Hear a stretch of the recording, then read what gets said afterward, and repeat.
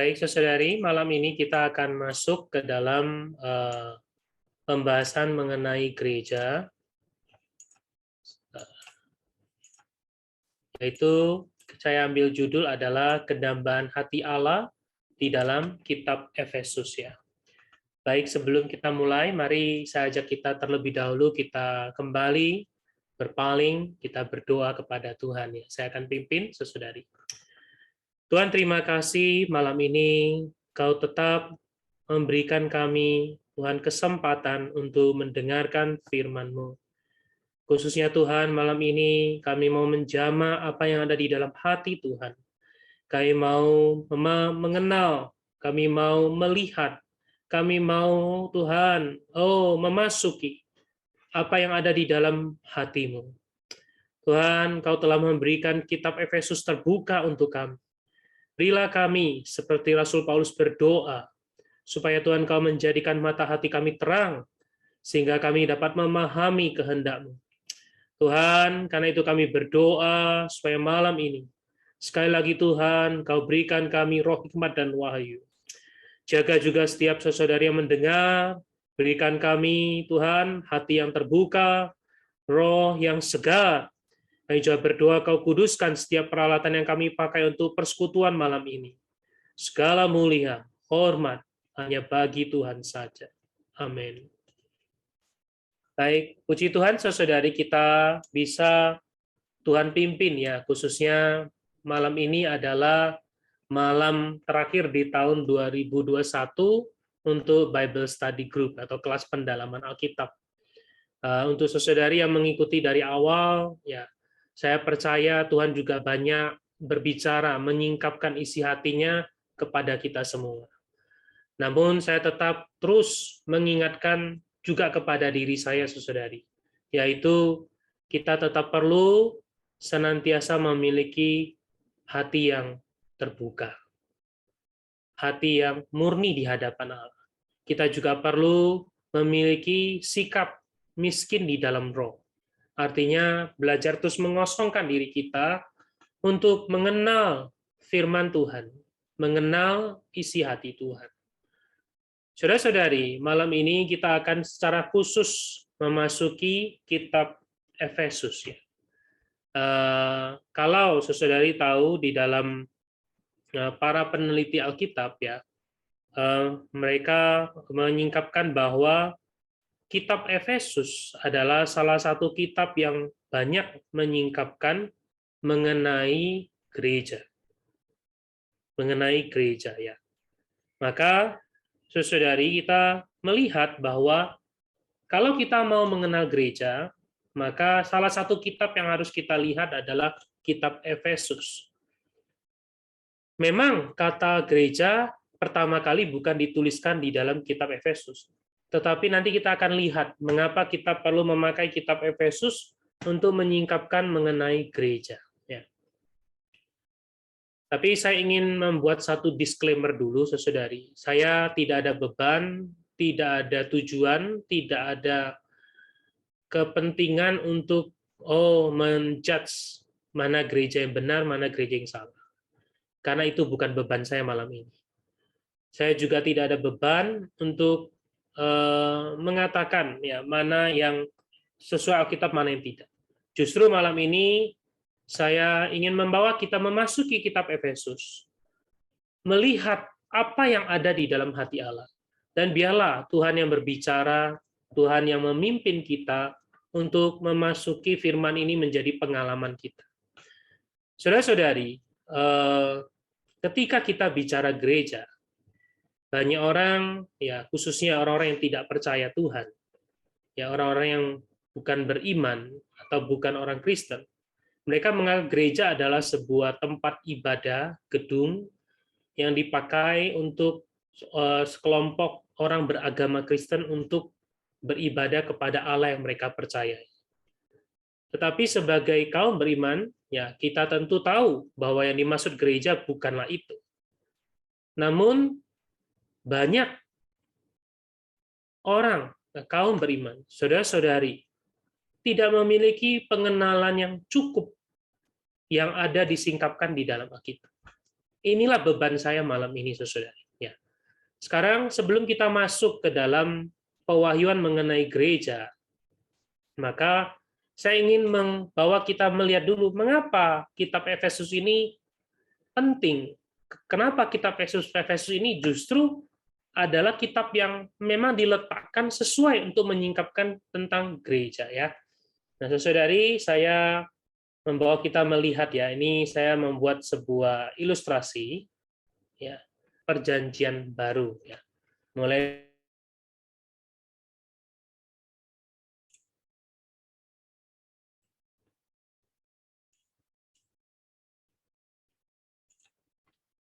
Oke. Jadi saudari, ketika kita memasuki kitab Efesus, ya, kita perlu mengetahui dulu mengapa, apa yang dibahas di dalam kitab sebelumnya, lalu apa yang akan dibahas dalam kitab setelahnya, yaitu kita perlu melihat kitab Galatia, Efesus, dan Filipi. Jadi kita perlu melihat ini dulu. Nah, saudari, para peneliti Alkitab, mereka mengatakan bahwa kitab Galatia, Efesus, Filipi, dan Kolose adalah 4 jantung Alkitab. Ya, 4 jantung Alkitab yang menyingkapkan kepada kita apa sih konten, isi dari perjanjian baru. Oke. Saya secara singkat saja, saudari, kitab Galatia adalah kitab yang membandingkan, membawa kita melihat bahwa Kristus, persona Kristus, itu melampaui agama Yahudi. Ya, karena itu di dalam kitab Galatia kita akan melihat bagaimana Kristus dibandingkan dengan hukum Taurat yang sangat dijunjung tinggi oleh orang-orang Yahudi. Bagaimana Kristus melampaui religius orang-orang Yahudi. Jadi saudari, melalui kitab Galatia, kalau kita baca kitab Galatia, kita akan melihat bahwa Kristus adalah melampaui agama. Kristus bukan suatu agama. Kristus bukan datang untuk mendirikan agama. Kristus datang adalah untuk mendirikan gereja. Itulah yang akan kita bawa, kita lihat di dalam kitab Efesus. Jadi dalam kitab Galatia, pertama-tama menyingkapkan kepada kita bahwa Kristus melampaui agama. Agama yang terbaik di dunia adalah agama Yahudi, karena agama ini ya terbentuk ya oleh karena hukum Taurat, hukum yang diberikan oleh Allah. Tetapi melalui kitab Galatia, kita dibawa melihat Kristus melampaui semuanya. Saudara-saudari, kita perlu mohon Tuhan memberikan kita roh hikmat dan wahyu. Jadi Kristus ini untuk apa? Kristus ini datang adalah, kita kalau masuk ke dalam kitab Efesus, Kristus datang adalah untuk mendapatkan gereja. Kristus datang adalah untuk mendirikan gereja. Kristus datang adalah untuk memproduksi, menghasilkan gereja. Yang akan kita lihat di dalam kitab Efesus, gereja yang adalah kedambaan hati Allah. Saudari, kemudian kita lihat, nanti kita akan melihat di dalam kitab Filipi. Di sana kita akan melihat bagaimana seorang ya hamba Tuhan yang bernama Paulus di masa-masa dia dipenjarakan. Dia menunjukkan ya meskipun secara luaran dia dipenjarakan, tetapi dia dibawa kepada pengalaman akan Kristus. Maka saudara kita lihat sebuah urutan. Kristus bukan datang untuk mendirikan agama. Kristus datang untuk menghasilkan gereja. Dan gereja ini bukanlah sebuah teologi. Gereja bukan sebuah ajaran. Gereja adalah sebuah ekosistem. Adalah satu reproduksi dari Kristus. Sehingga ketika kita bicara gereja, kita harus bicara bagaimana mengalami Kristus. Itulah yang akan kita, kalau kita masuk ke dalam kitab Filipi. Ya. Tapi sesuai karena malam ini kita masuk ke dalam kitab Efesus, maka kita akan melihat gereja yang dihasilkan dari Kristus. Dan saudari, ketika kita baca kitab Efesus, kita bukan melihat gereja dari sudut pandang manusia. Kita melihat gereja dari sudut pandang Allah. Oke, kita mulai dulu dengan definisi dari gereja. Saudara-saudari, di dalam Alkitab, ayat pertama yang membahas mengenai gereja adalah di dalam Matius pasal 16 ayat 18. Di sana dikatakan, Aku berkata kepadamu, engkau adalah Petrus, dan di atas batu karang ini aku akan mendirikan jemaatku, eklesia, dan Allah maut tidak akan menguasai. Jadi saudara-saudari, kata gereja atau jemaat pertama kali di dalam Alkitab itu dituliskan di dalam kitab Matius, yang artinya eklesia. Eklesia artinya sekelompok orang yang dipanggil keluar. Dipanggil keluar. Sehingga hasilnya adalah apa? Alam maut tidak akan menguasai. Tetapi dalam ayat ini belum begitu jelas. Dipanggil keluar untuk apa? Sekelompok orang yang dipanggil keluar dari dunia. Dari kehidupan berdosa. Dari penghukuman. Tapi keluar untuk apa? Tidak begitu jelas. Maka, saudari, melalui kitab Efesus, kita akan melihat lebih jelas. Karena kitab ini menyingkapkan apa yang ada di dalam hati Allah. Apa yang di dalam mata Allah. Mengenai gereja. Karena itu, mari kita mulai memasuki kitab Efesus, satu pasal demi satu pasal secara cepat, untuk melihat khususnya mengenai gereja.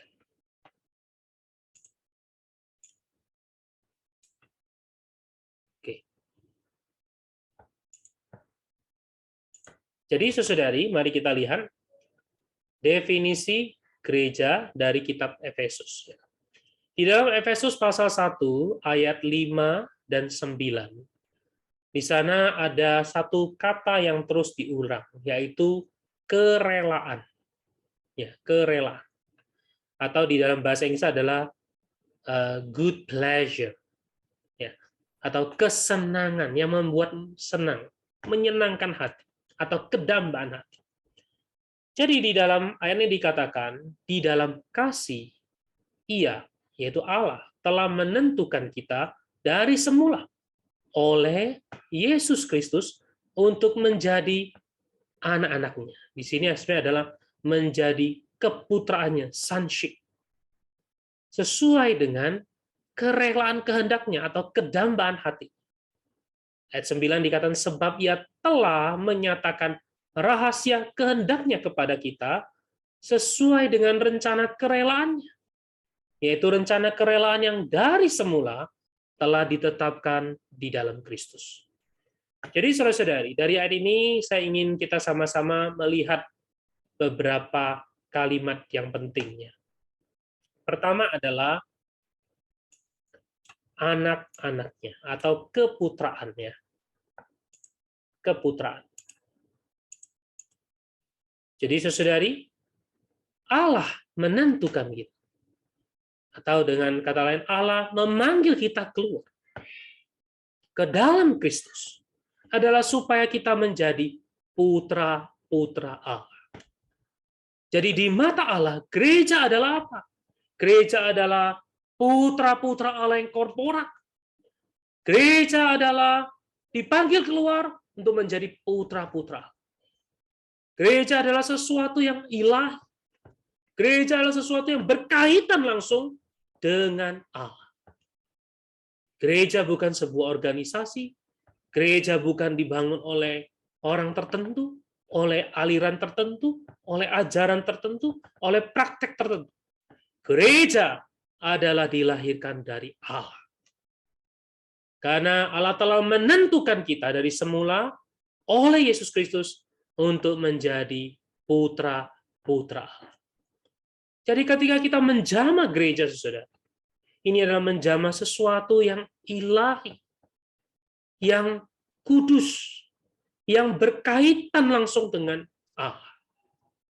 Ini bukan bicara praktek tertentu, kebiasaan tertentu, kesukaan tertentu, musik tertentu, alat musik tertentu, cara tertentu, perayaan tertentu, tidak. Gereja adalah putra-putra Allah. Dan saudari, ini adalah kedambaan hatinya atau kerelaan kehendaknya. Jadi saudari, gereja sangat penting di mata Allah. Karena gereja adalah berkaitan dengan kehendak Allah.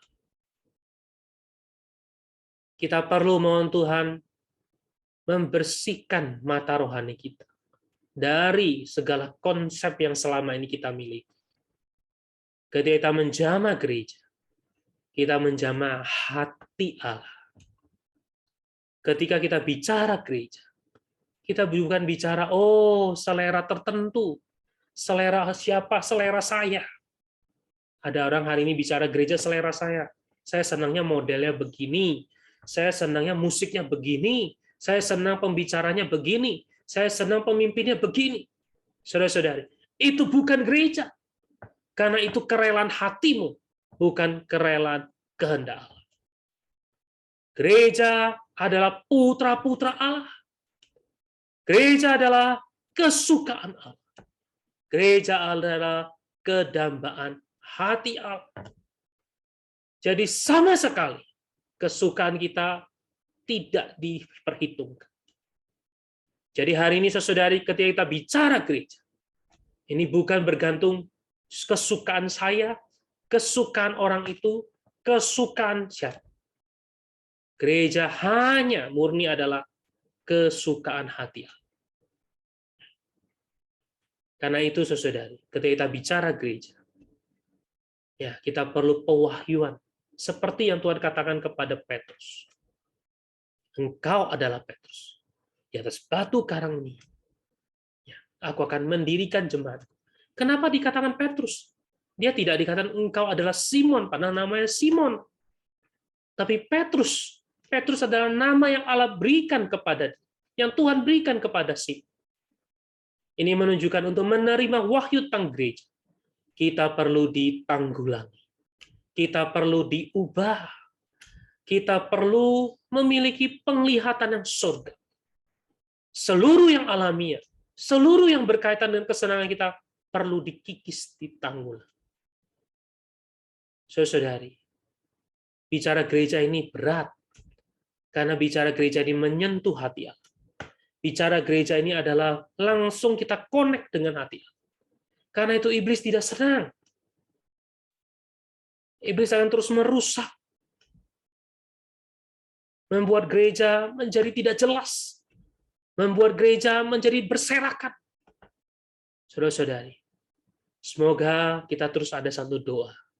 Tuhan berikan aku roh, hikmat, dan wahyu.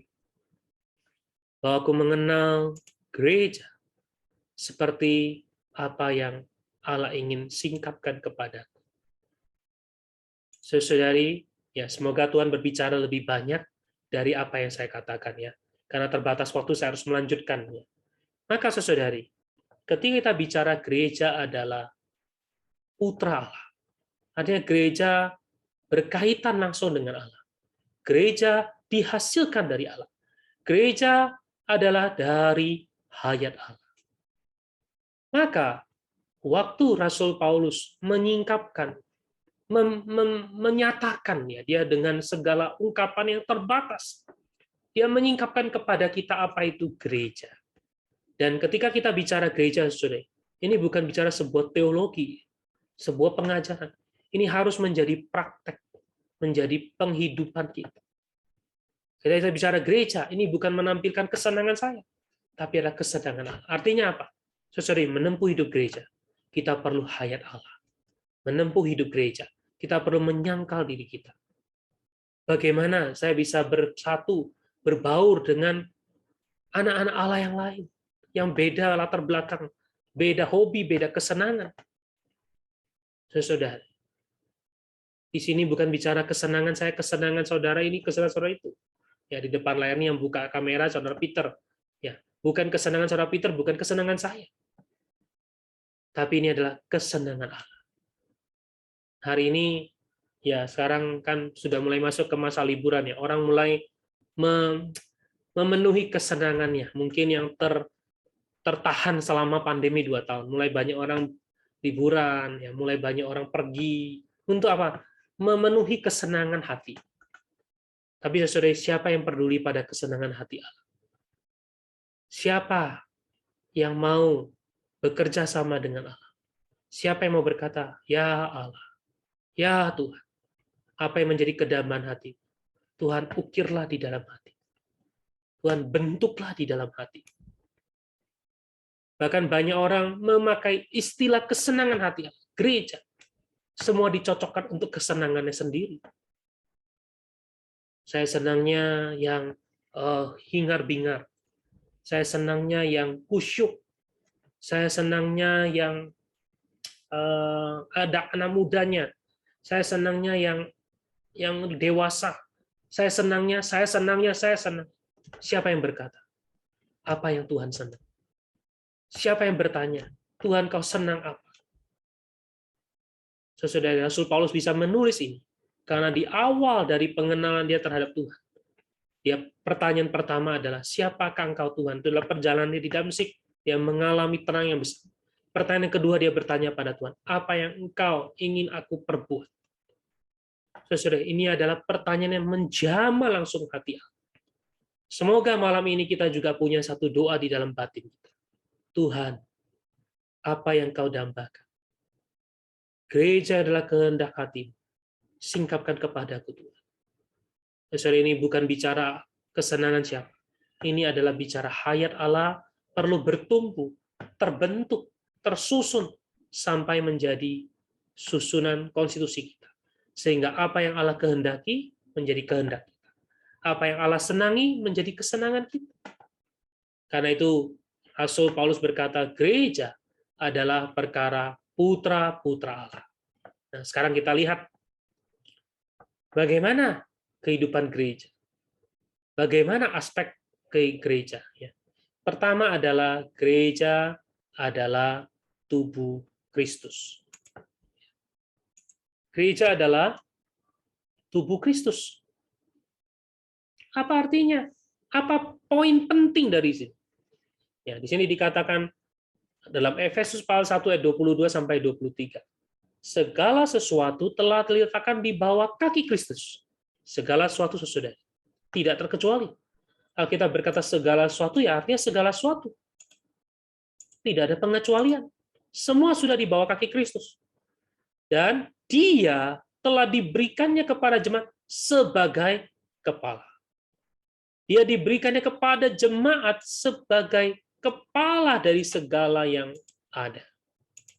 Saudara-saudari, ketika kita bicara gereja adalah tubuh Kristus, poin pentingnya adalah kita perlu sadar segala sesuatu di bawah kaki Kristus. Kedua, kita perlu sadar Kristus adalah kepala dari gereja. Pemimpinnya cuma satu, Kristus. Semua orang, semua, baik yang tua, muda, kaya, miskin, berpendidikan atau tidak berpendidikan, seorang yang memimpin, melayani, ataupun yang dilayani, semuanya harus menyadari, kepala cuma satu, yaitu Kristus. Saudari, ketika Kisah Para Rasul menyingkapkan gereja sebermula, orang beriman para saat itu mempraktikkan kehidupan gereja dari rumah ke rumah. Ini adalah satu praktek awal. Dan saudara, Anda tahu di awal pandemi, Tuhan seperti yang mau mengulang kondisi ini. Kita dipaksa oleh keadaan untuk beribadah dari rumah ke rumah, dari rumah-rumah. Tetapi pertanyaan adalah apa? Apakah ini hanya sebuah ibadah luaran dari rumah, atau kita mulai mempraktekkan di dalam rumah kita? Yang penting adalah perlu ada putra Allah, perlu hayat Allah. Di dalam rumah kita, perlu Kristus menjadi kepala. Hari ini problem di dalam keluarga demi keluarga, rumah demi rumah, adalah problem kepala. Ya, problem kepala. Mungkin sang suami ingin jadi kepala. Sang istri merasa suami tidak becus jadi kepala. Artinya problemnya kepala. Problem demikian. Tapi saudari, kalau kita mau mempraktikkan kehidupan gereja mulai dari keluarga kita, setiap kita perlu mengambil Kristus sebagai sang kepala. Artinya kita perlu melekat padu dengan Dia. Kita perlu hari demi hari membiarkan Kristus yang memimpin kita. Kristus yang mengatur kita. Oh, ini sangat bergantung pada kerelaan kita. Ya, di dalam setiap kehidupan. Kalau sesuai setiap kita berlatih demikian, itu baru ada realitas gereja sebagai tubuh Kristus. Baik, saya lanjutkan berikutnya. Aspek yang kedua adalah gereja sebagai satu manusia baru. Ya. Di dalam Efesus pasal 2 ayat 14-15, di sini dikatakan, karena dialah damai sejahtera kita, yang telah mempersatukan kedua pihak, dan telah merubuhkan tembok pemisah, yaitu perseteruan. Sebab dengan matinya sebagai manusia, ia telah membatalkan hukum Taurat dengan segala perintah dan ketentuan untuk menciptakan keduanya, dua menjadi satu manusia baru di dalam dirinya. Dengan itu mengadakan damai sejahtera. Saudari, dari ayat ini kita melihat ada dua pihak yang terpisah. Ada tembok yang memisahkan. Ada perseteruan. Tetapi puji Tuhan, dengan kematian Kristus sebagai manusia, Ia telah membatalkan hukum Taurat dengan perintah dan ketentuan. Dia telah merubuhkan tembok pemisah, yaitu perseteruan itu. Dan Dia telah menciptakan keduanya menjadi satu manusia baru, titik, tidak. Ini tidak berkata menciptakan keduanya menjadi satu manusia baru, selesai. Tapi Dia berkata untuk menciptakan keduanya menjadi satu manusia baru di dalam diri, di dalam Kristus. Menciptakan keduanya menjadi satu di dalam dirinya. Artinya, saudara, gereja sebagai satu manusia, tidak dua, tidak tiga. Di dalam ruangan ini kita ada berapa partisipan? 44. Anggaplah masing-masing video itu hanya satu orang. Saudara, Tuhan ingin gereja bukan 44 kepala, bukan 44 manusia. Tuhan ingin kita menjadi satu manusia baru. Tapi kuncinya di mana? Yaitu di dalam dirinya. Di dalam dirinya, saudara. Kita tidak mungkin bisa menjadi satu manusia baru di dalam diri kita. Tidak bisa. Bagaimana mungkin? Ya, hanya di dalam Kristus. Ketika kita mengambil Kristus, bukan hanya sebagai kepala, karena bicara manusia, ini adalah bicara personanya, kepribadiannya. Ini bicara bukan lagi sebagai hanya tunduk. Ketika bicara gereja tubuh Kristus, bicara tunduk. Kita semua tunduk di bawah Kristus. Tapi bicara manusia baru, setiap kita mengambil Kristus menjadi kepribadian kita. Kristus menjadi karakter kita. Kristus menjadi susunan kita. Ketika saya diperbarui, diserupakan dengan Kristus. Ketika saudara-saudara diserupakan, baru kita bisa disatukan menjadi satu manusia baru. Kalau tidak, akan terjadi apa yang terjadi saat ini. Berserakan, pecah-pecah. Mengapa? Karena semua orang tidak mengambil Kristus. Baik, berikutnya adalah kerajaan. Ya, kerajaan di sini dikatakan di Efesus 2:9, kamu bukan lagi orang asing dan pendatang, melainkan kawan sewarga dari orang-orang kudus. Kamu adalah kawan sewarga dari orang-orang kudus. Kamu adalah umat kerajaan. Kamu ada di dalam satu warga negara yang ilahi. Saudari, di sini tidak ada lagi perbedaan. Di sini adalah semua di dalam satu raja, di dalam pimpinan satu raja. di dalam keteraturan, di dalam satu pemimpin, yaitu Kristus sebagai Raja. Oh, saudara, ini bicara apa?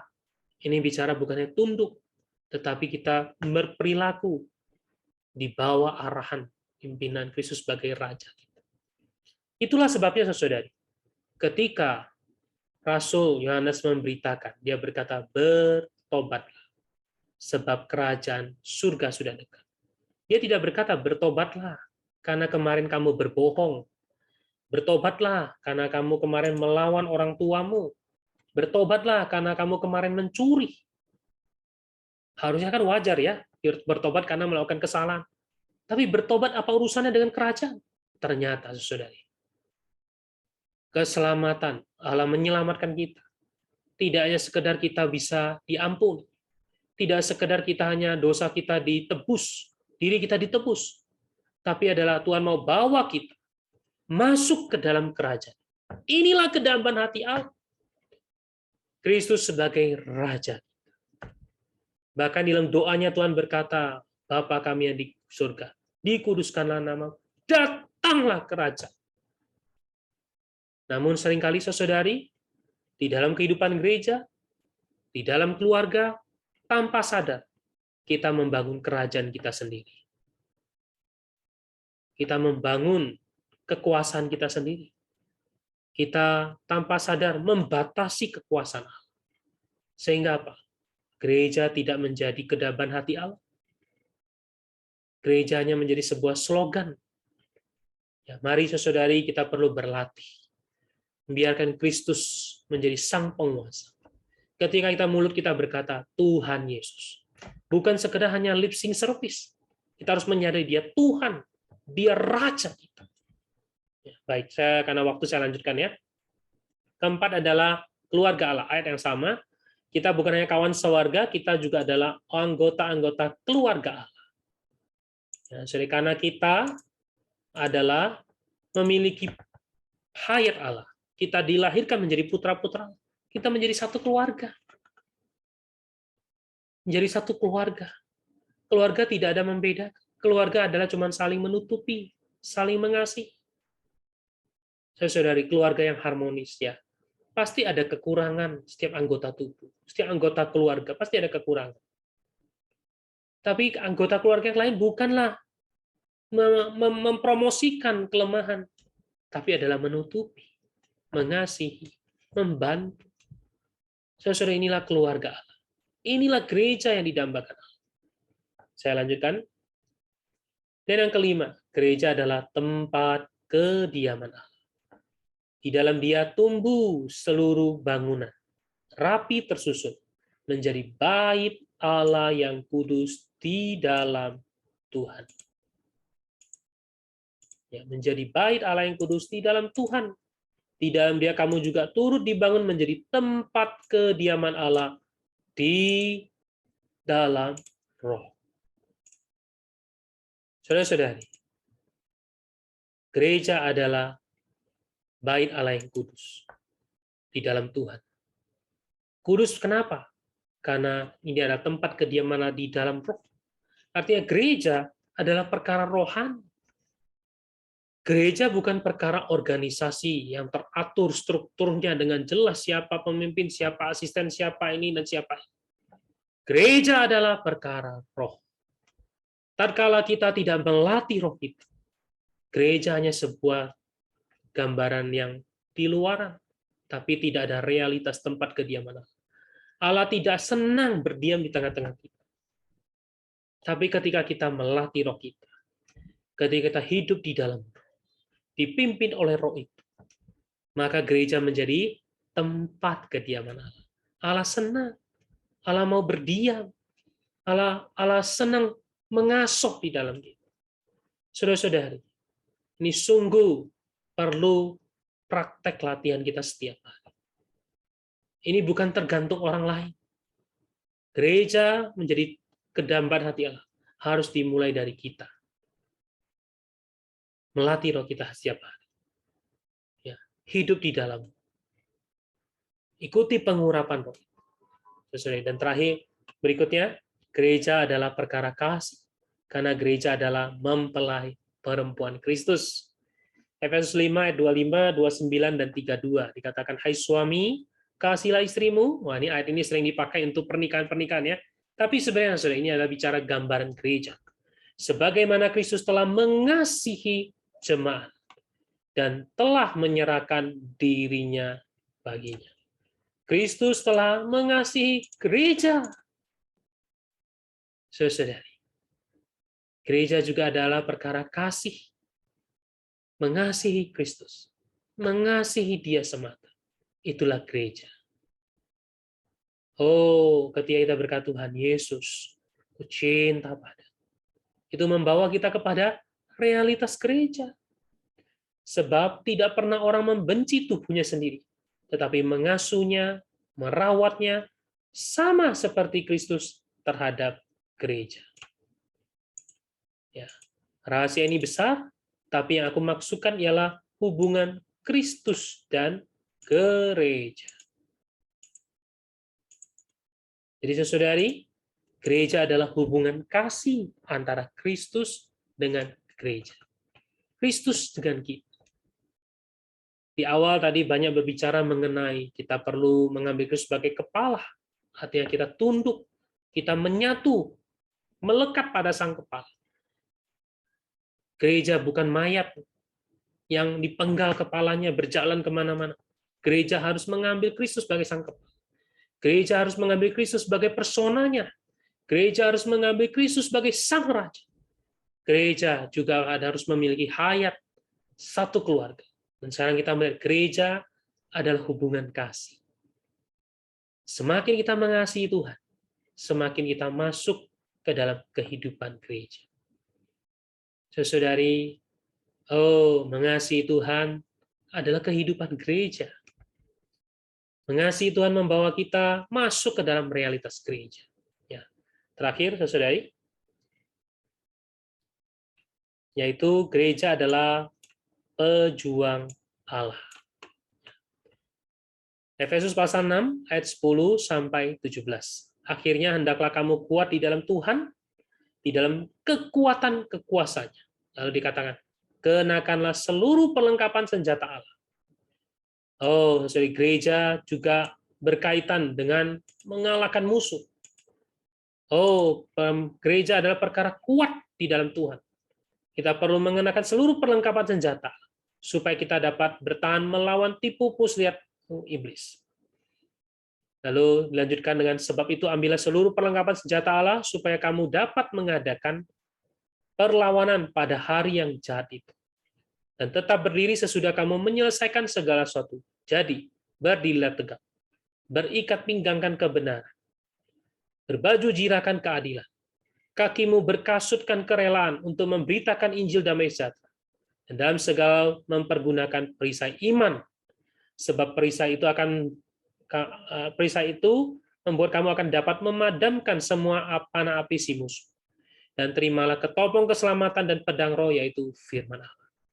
Jadi saudara, kita lihat gereja juga adalah pejuang. Gereja harusnya dipenuhi dengan apa? Dipenuhi dengan seluruh perlengkapan senjata Allah.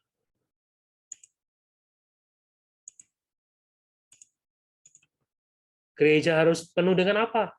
Gereja harus ada kebenaran.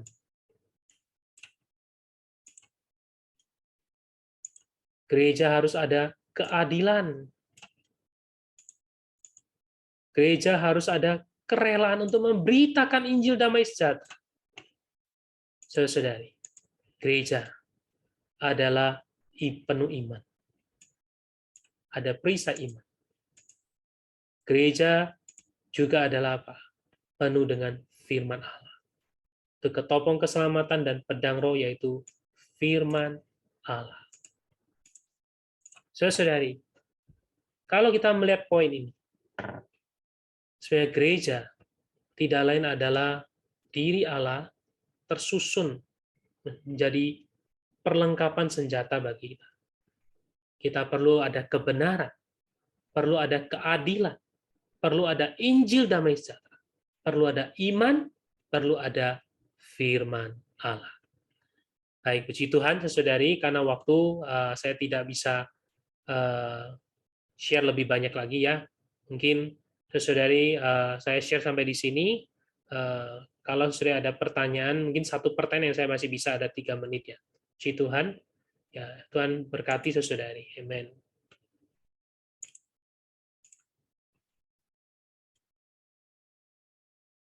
Oke, sambil saudari saya sharing sedikit lagi ya. Jadi saudari, dari kitab Efesus kita melihat gereja adalah kedamban hati Allah. Gereja adalah satu yang perkara yang rohani. Gereja adalah langsung berkaitan dengan hati Allah. Karena itu, bagaimana kita menempuh hidup gereja? Menempuh hidup gereja bukan sekedar, kita berkumpul-kumpul. Tapi gereja, hidup gereja adalah melalui kita berlatih. Mengambil Kristus sebagai kepala. Di dalam kehidupan kita sehari-hari. Mengambil Kristus sebagai kepribadian kita. Mengambil Kristus sebagai raja kita. Mengambil Kristus sebagai kekasih kita. Dan mengambil Kristus menjadi perlengkapan senjata kita. Maka melalui gereja, Kristus diekspresikan. Kristus mendapatkan kepuasan dan musuh dikalahkan. Puji Tuhan. Nanti kita akan baca kalau di dalam kitab Wahyu, anak laki-laki itu dihasilkan dari perempuan. Perempuan adalah melambangkan gereja secara universal. Amen. Ya, baiknya ada satu pertanyaan saudara ya. Nah, mungkin setelah ini saya jawab, kita akhiri persekutuan kita ya. Saudara kita bertanya apa yang dimaksud dengan saling menggembalakan di dalam gereja ya. Saudara, saling menggembalakan ya, gembala adalah tujuan pertama adalah dia perlu memimpin ya. Dia juga perlu memberi makan ya. Saling menggembalakan adalah kita perlu saling ya memperhatikan, memberi makan, menyuplai, menjaga. Ya.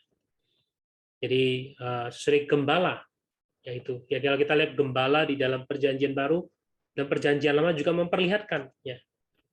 Seperti pemazmur berkata, Tuhan adalah gembalaku, takkan kekuranganku. Ia memimpin aku. Jadi ada memimpin ke dalam padang rumput yang hijau, memberi makan. Ya. Ia membaringkan aku, dia membuat kita senang. Ya, artinya ketika kita menggembalakan orang lain, kita memimpin mereka. Kita memberi makan mereka. Kita juga membuat mereka senang. Lalu ketika mereka di dalam lembah kekelaman, kita selalu menyertai mereka, mendampingi mereka. Ya, itulah menggembalakannya. Baik, puji Tuhan. Mungkin saya sharing sampai di sini ya. Semoga Tuhan berbicara lebih banyak, membawa kita menempuh hidup gereja lebih solid lagi ya. Baik, mari saudari saya tutup di dalam doa ya. Tuhan, terima kasih untuk persekutuan malam ini. Terima kasih Tuhan, Kau menyingkapkan kerelaan hatimu. Melalui kitab Efesus kami melihat apa itu gereja. Gereja yang ada di dalam hatimu. Kami mohon Kau berbicara lebih lanjut kepada setiap kami pribadi demi pribadi. Bahwa kami tidak hanya mengenal secara luar. Bahwa kami, apa yang Kau perlihatkan di dalam kitab Efesus, menjadi latihan kami. Menjadi praktek kehidupan gereja kami. Tuhan, sehingga Tuhan melalui kami berlatih, Kau mendapatkan, gereja yang Engkau dambakan. Kau mendapatkan kerajaanmu, Engkau mendapatkan tempat kediamanmu, Engkau mendapatkan mempelaimu, Engkau mendapatkan satu pasukan untuk mengalahkan musuh. Tuhan, kami berdoa, serahkan setiap saudara yang mendengar, Kau tetap jaga kami bersyukur 1 tahun ini Engkau memelihara kami. Dari tahun yang akan datang, kami tetap menjadi orang yang persembahkan diri, mengasihi Tuhan, mengasihi firman. Mulia bagi Tuhan. Kami berdoa di dalam nama Tuhan Yesus, Juru Selamat kami, Kepala kami, Raja kami. Amin.